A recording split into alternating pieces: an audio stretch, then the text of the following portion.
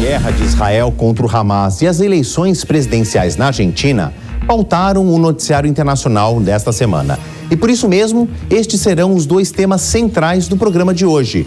Embora completamente diferentes, os desdobramentos de ambos os assuntos irão impactar tanto a economia quanto a diplomacia brasileira.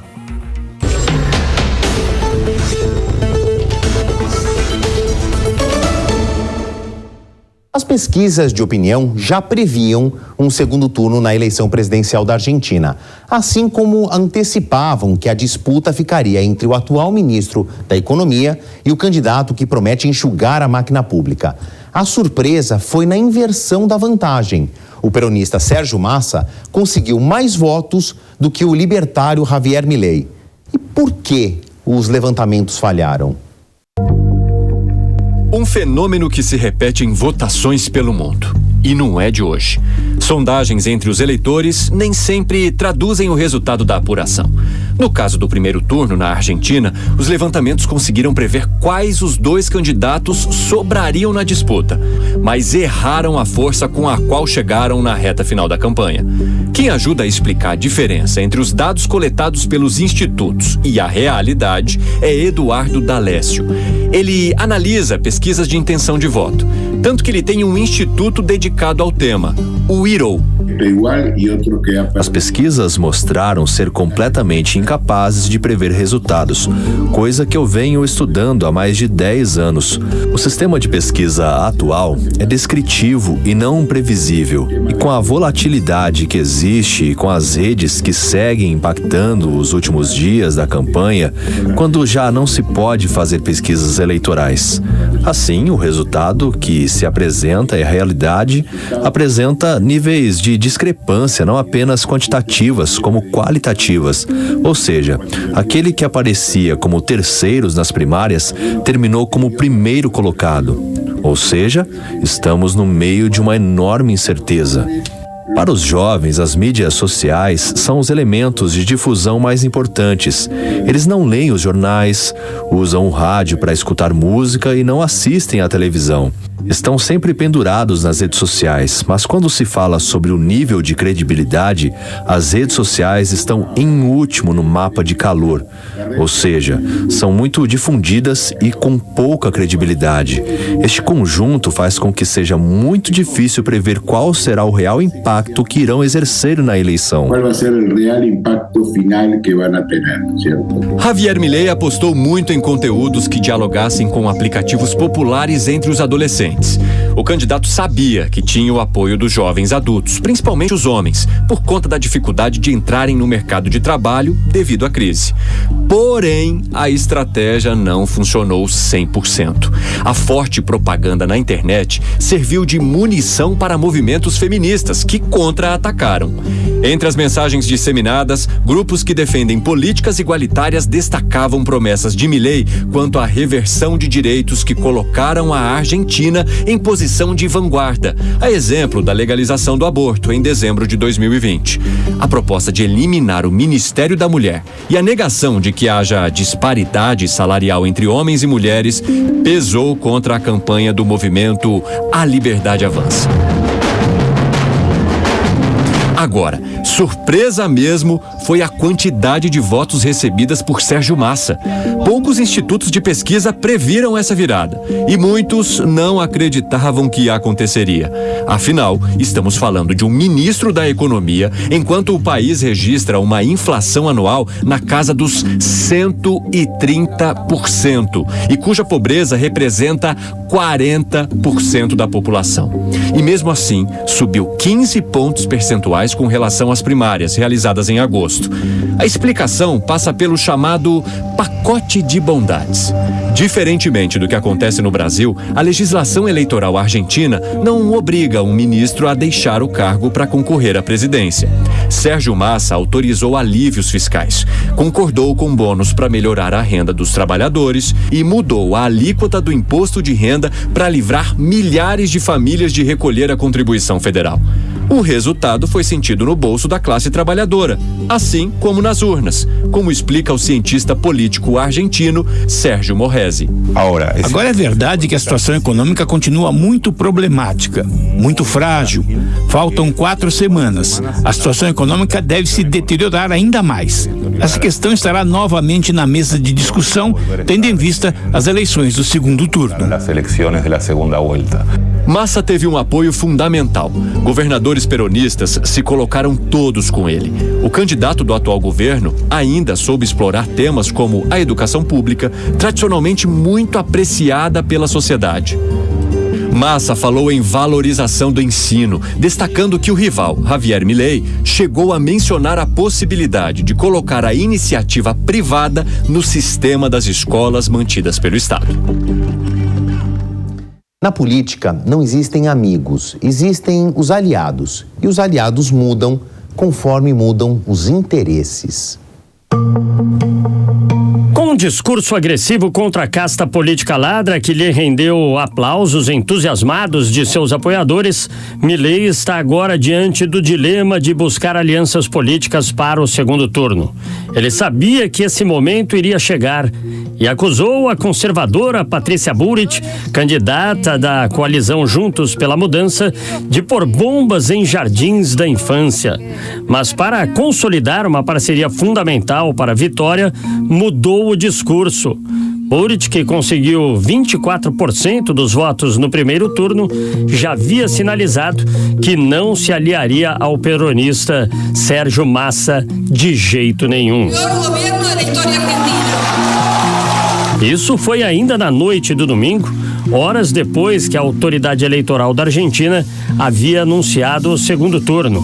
Na quarta-feira, a representante da direita mais tradicional na Argentina confirmou parceria com aquele que melhor representa os conservadores nesta reta final da disputa pela Casa Rosada. A incógnita está em se Milei, que capitalizou a revolta e a frustração da sociedade, atingiu seu teto. Uma verdade precisa ser dita. Ele chegou no segundo turno por meio de um partido recém-criado. Trata-se de um feito inédito. Há 2 anos, se alguém tivesse nos dito que iríamos estar disputando o segundo turno com o kirchnerismo pela presidência da nação, nós não teríamos acreditado. Estamos verdadeiramente frente a frente com um feito histórico. Deputado federal desde 2021, aprendeu que não se pode apostar todas as fichas em apenas uma aliança. Ele sugeriu cargos à esquerda que tanto condenou. Em entrevista ao programa de rádio El Observador, na última terça-feira, revelou a possibilidade de entregar a pasta do capital humano aos rivais políticos. As pessoas que mais sabem sobre esses temas são de esquerda. No dia seguinte ao primeiro turno da eleição presidencial, a moeda argentina oscilou 22%. A cotação recuou na abertura do pregão em um aparente bom humor do mercado, mas logo disparou. O dólar terminou o dia cotado a 1.100 pesos. Com relação ao valor da semana anterior à votação, a alta foi de 10%. A Argentina se tornou um sinônimo de instabilidade econômica. Com um empréstimo de 44 bilhões de dólares, equivalente a 220 bilhões de reais, com o Fundo Monetário Internacional, o próximo presidente terá o complicado compromisso de reduzir o déficit fiscal. A principal resposta que o eleitor quer ouvir é como conter a inflação, que caminha para os 140% ao ano, como explica o analista político e consultor de economia pública Jorge Jacobi. A solução da inflação e que se solucione os problemas econômicos. Todo o resto dos problemas estão todos no final da lista e se transformaram na quarta, quinta ou sexta prioridade. Se perguntarmos às pessoas como está a sua família ou qual o principal problema do seu país, se fizermos um exercício de pergunta aberta, sem dar aos entrevistados uma opção, uma pesquisa em que as pessoas possam responder o que quiserem, vai aparecer isso. Economia, vai aparecer inflação e o resto dos problemas não aparecem. É uma situação crítica para os argentinos. Milei fala em enxugar ao máximo os gastos do Estado. Massa promete ampliar as exportações. Segundo dados oficiais, mais de 4 milhões de pessoas, quase 10% da população, depende da ajuda do governo para se alimentar. O Estado dá ainda uma série importante de subsídios para as tarifas de transporte e energia. Na segunda-feira, primeiro dia depois do primeiro turno, o governo anunciou a expansão do programa de fomento à venda de soja para outros países. O programa beneficiava apenas produtores de soja. Agora, foi estendido a todos os exportadores. Empresas agrícolas argentinas que tenham contratos internacionais poderão trocar 30% da moeda estrangeira que recebem usando taxas de câmbio mais vantajosas que a oficial. O peronista também afirmou que fará mudanças no orçamento de 2024 para incluir uma projeção de superávit primário de 1% ao produto interno bruto, em vez do plano anterior, que era propor um déficit de 0,9%. O superávit seria resultado de cortes em benefícios orçamentários e tributários que o Congresso vem sancionando ano após ano. Uma eleição complicada, ela tem números e números. A gente precisa de ajuda para interpretar. Natália Fingerman voltou aqui, ela é uma habituê do nosso programa. Não é porque a gente tem pouca opção, Natália, é porque você é muito boa. Muito obrigado. Natália Fingerman, que é da cadeira de Relações Internacionais do IBMEC, aqui de São Paulo, vai nos ajudar. Ela vem aqui falar de todos os assuntos, mas a expertise dela é a América Latina. Finalmente eu consegui tocar no assunto que ela mais estuda. Natália, vamos olhar os números. A gente passou essas reportagens para nossa audiência, todo mundo já entendeu onde nós estamos na página da história. Sérgio Massa surpreende, termina o primeiro turno, falar em números arredondados, 37%, Javier Milei com 30%. 7 pontos percentuais de vantagem e as pesquisas falavam algo em torno do contrário, que Javier Milei teria 4% ou 4 pontos percentuais a mais de Sérgio Massa. Importante informação, Sérgio Massa e Patrícia Burit firmaram uma aliança que ela era relativamente óbvia. Sérgio Massa, Natália, está nadando sozinho, ele tem margem para crescer. Aqui a gente está falando de 30% e quase 24%, uma conta simples, 54%. Aonde que o Massa pode achar esses votos que vão lhe faltar no segundo turno? Olha, é importante a gente levar em consideração, Favale, que na verdade a gente não controla, né, o voto do eleitor, né? O candidato ele não tem esse poder de controlar o voto do eleitor, então a gente não tem certeza de que todos os votos da Burit vão necessariamente para o Milei. Claro. Né? Eu estimaria uns 70% dos votos. Com certeza o Chiaretti, né, que também é um peronista, mas um peronista não kirchnerista, vai fazer com que seus votos, né, sejam direcionados para o Massa. Também não seria 100%, é impossível a gente levar 100%, mas talvez mais, uns 90% sejam aí para o Massa. Onde o Massa pode crescer? Entre aqueles que não foram votar, mas principalmente entre as mulheres que não foram votar. Porque a campanha do Massa, ela teve muito vinculada com a questão feminina, né? Então eu acho que talvez a margem de crescimento dele está aí. Vai vencer as eleições? Bom, se eu tivesse essa resposta, eu vendia, tá? Não dá para saber. Claro. Não dá claro para saber. Sim. Ainda temos 4 semanas.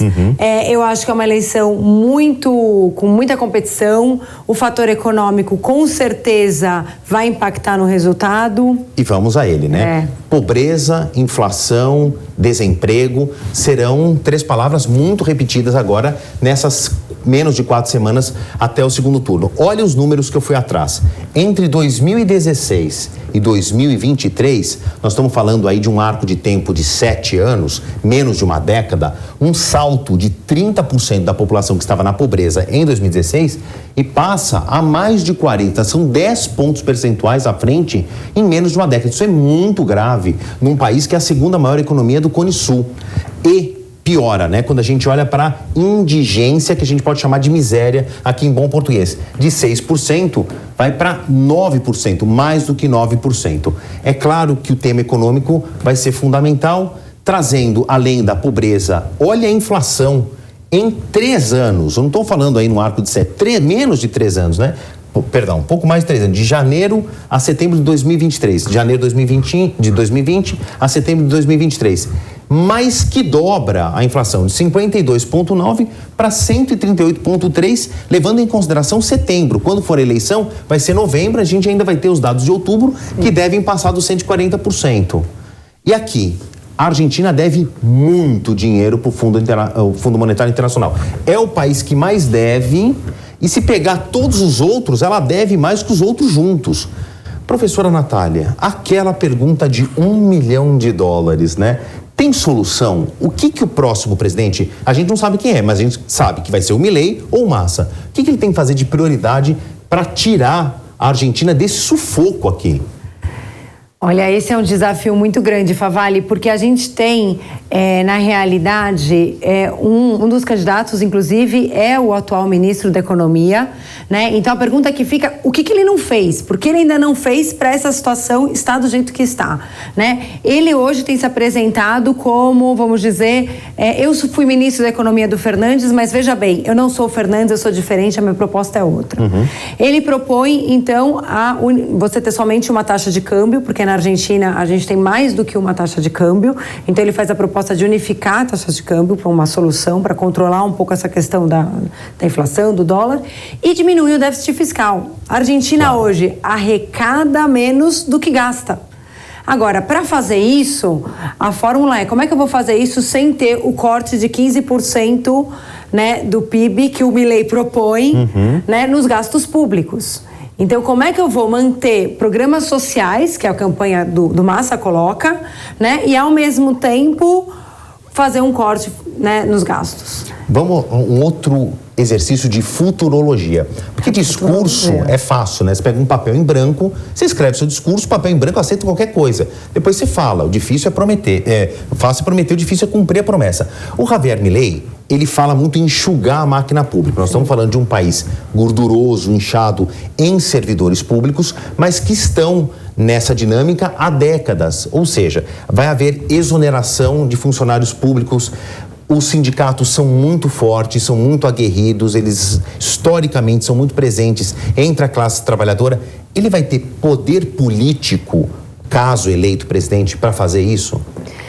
Olha, eu acho que essa união do Milei com a Burrit demonstra que talvez ele venha a ter capacidade de aprovar muitas dessas questões dentro do Congresso.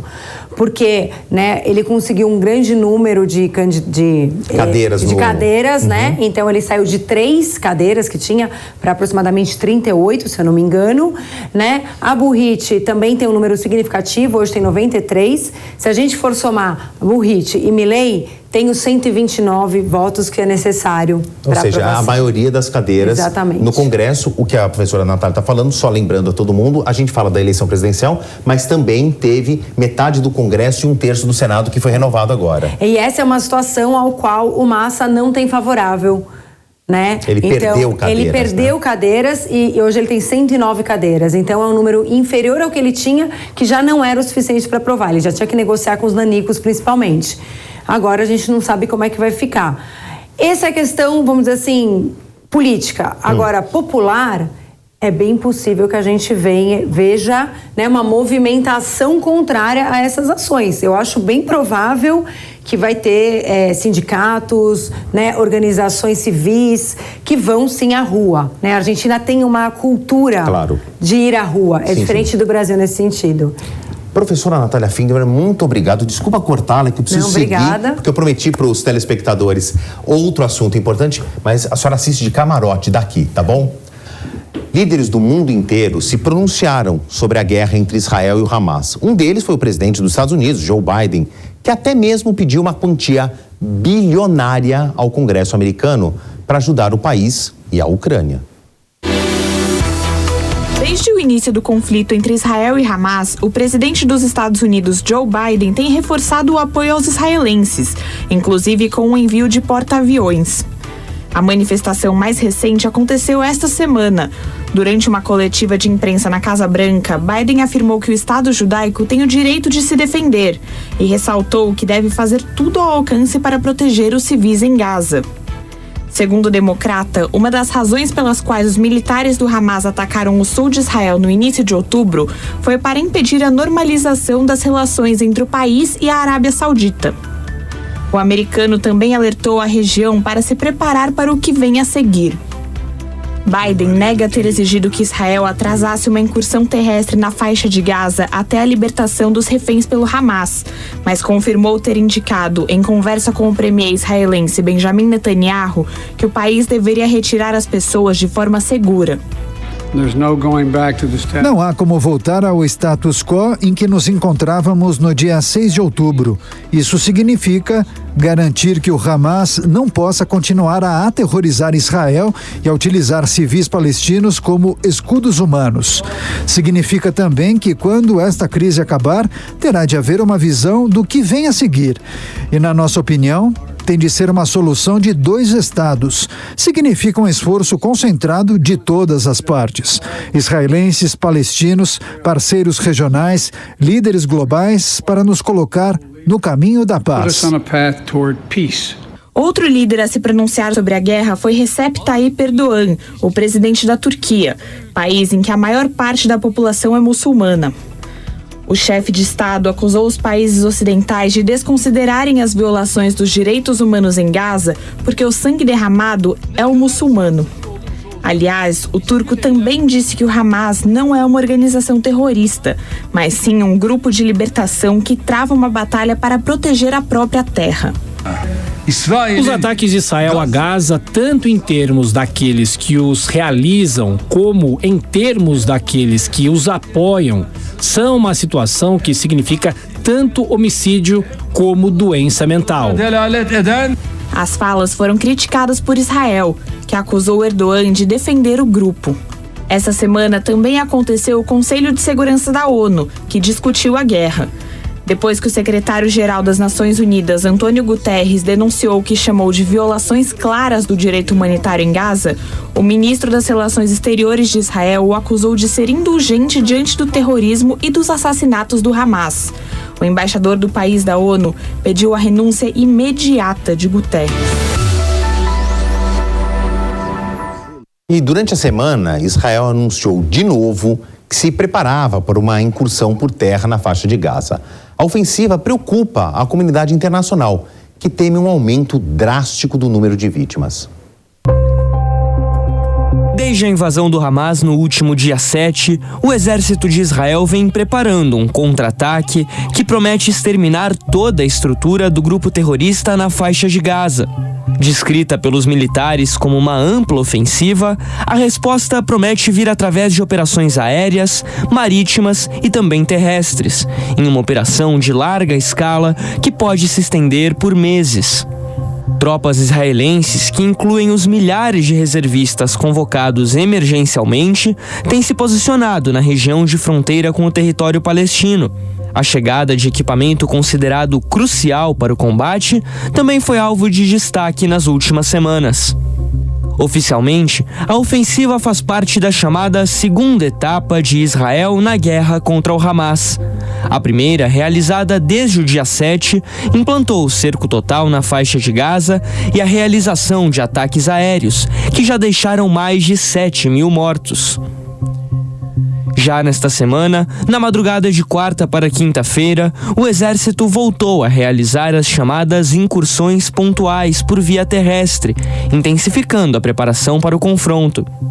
Imagens divulgadas pelo próprio exército mostram a operação tática promovida pelos militares. A ação durou algumas horas e, embora seja considerada limitada, foi suficiente para neutralizar ameaças, desmantelar explosivos em emboscadas e causar baixas entre os terroristas. A incursão não é exatamente uma novidade no conflito. O uso de tanques como o Merkava Mark IV, considerado um dos mais avançados do mundo, e a entrada da infantaria serviram para demonstrar parte do poderio israelense, em uma espécie de teste de fogo. Mas apesar das movimentações cada vez mais intensas e a fala do primeiro-ministro Benjamin Netanyahu afirmando que as preparações continuam, a comunidade internacional tenta lançar um apelo para adiar o ataque. Uma das principais preocupações envolve os mais de 220 reféns feitos pelo grupo Hamas, com um alto número de estrangeiros e cidadãos com dupla nacionalidade. Segundo os serviços de inteligência, a maioria dos capturados está nos túneis subterrâneos em Gaza e pode ser feita de escudo humano. Autoridades de diversos países têm intensificado as negociações para a libertação de pelo menos parte destas pessoas, com a entrada do Catar como um mediador para as conversas. Outra preocupação importante é a dos civis palestinos. Apesar da ordem do exército de Israel da evacuação de Gaza em direção ao sul, milhares de pessoas foram impossibilitadas de deixar a região, com o Hamas bloqueando a saída da cidade. Outras milhares, que foram para Khan Yunis, decidiram voltar a Gaza dias depois, alegando não haver diferença alguma. A alta densidade populacional na região traz memórias violentas. Entre 2016 e 2017, a coalizão internacional que lutou contra o Estado Islâmico travou a chamada Batalha de Mossul, no Iraque, em plena área urbana. Cerca de 10 mil civis morreram no combate antes da erradicação do grupo terrorista do território. Por enquanto, apesar das ameaças, a invasão israelense segue sem data para acontecer. Mas enquanto as dúvidas permanecem, a guerra continua e sem nenhuma previsão de trégua. O comandante da Marinha Brasileira, Robson Farinazzo, que é um habitué também do nosso programa, da nossa programação, porque ele entende muito dessa estratégia de guerra, voltou aqui para a gente ler um pouco aí, primeiro da destruição em Gaza, o que isso impacta na dificuldade da entrada de tanques e de soldados e principalmente a grande interrogação do momento, esses túneis do Hamas. Vamos olhar uns números aqui, antes de eu passar a palavra para o comandante Farinazzo, o seguinte: eu fui atrás de como é que a estrutura essencial para a sobrevivência dos moradores de Gaza, que estão no fogo cruzado, já foi destruída. De 35 hospitais em Gaza, uma área onde vivem 2 milhões e 100, 200 mil habitantes, 12 hospitais estão fora de serviços, não estão mais funcionando porque foram atingidos ou severamente danificados de alguma maneira. E centros médicos, uma clínica, um centro de atendimento, algo mais simples que um hospital, 46 dos 72. Então aqui a gente está falando menos da metade dessa estrutura que antes estava disponível da guerra, não está mais. Agora, comandante, vamos dar uma olhada nesse outro gráfico que eu fiz a partir de imagens de satélite, tá? Isso aqui não é uma divulgação nem do Hamas, nem do exército israelense. É uma empresa que faz fotos de satélite e ela guarda um arquivo para mostrar o antes e o depois. E aqui a gente tem enormes áreas de destruição, comandante. É uma coincidência, desculpe pela palavra mal usada, isso é uma tática, isso foi um acidente? Existe alguma coisa na teoria de guerra de pulverizar áreas urbanas nesse ataque maciço para talvez abrir um caminho, afugentar a população? Isso faz parte de alguma manobra de guerra conhecida? Isso aqui é um déjà vu, Marcelo. A gente já viu essa coisa em Alepo, em Bakhmut, em Raqqa, em Mossul, né, em Stalingrado na Segunda Guerra Mundial. A guerra ela não vai poupar nenhum tipo de edificação. Entendi. Infelizmente, né? Aqui, ó. E a gente vê que diferentes pontos, né? Que não é que houve uma concentração dos ataques israelenses nessa contraofensiva contra o grupo terrorista Hamas. Aqui, uma espécie de um mapa de calor, que a parte norte da faixa de Gaza, conhecida como Gaza City, a cidade de Gaza, foi muito mais atingida, todo mundo já entendeu, quanto mais quente, mais escura a cor, maior a concentração de ataques. Então aqui tinha mais de 1 milhão de pessoas que tentam se refugiar para cá, que aliás era uma ordem primária de Israel para tentar um esvaziamento dessa região. A gente entende por esse mapa de calor que o norte foi muito mais atingido do que o sul. Mas aqui que eu queria o conhecimento do comandante Robson Farinazzo. Comandante, este é um mapa que foi feito pela própria defesa de Israel, com dados de 2021, presumidamente eu acredito que eles têm um dado mais atualizado, mas que não foi distribuído para a imprensa, mas aqui a gente vê uma complexidade, uma complexa ramificação de túneis subterrâneos. Isso aqui não é uma trincheira, não é um buraco apenas na terra, né? Eu queria que o senhor contasse para a gente. Marcelo, o nome em termos militares, isso é um pesadelo. Né? Porque o que a gente consegue ver? Nós estamos vendo o desenho em planta dos túneis, mas não quer dizer que esse túnel seja uma coisa simples. Você pode ter outro embaixo dele, né? E outra coisa, uma coisa muito interessante, né? Que essa foto não consegue mostrar é o seguinte. Vamos ver. Os túneis militares, eles têm uma diferença, né? O túnel de aplicação puramente militar, ele costuma ter algumas diferenças com relação a um túnel de emprego civil.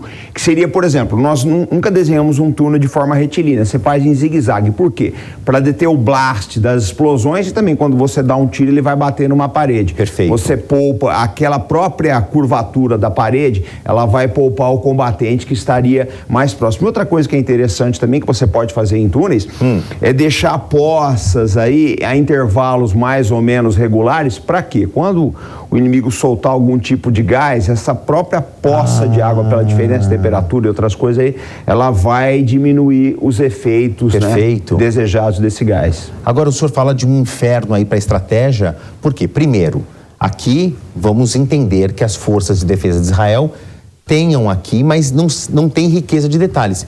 Eles não conhecem o campo. Isso aqui é muito brigar no território do inimigo, né? Exatamente.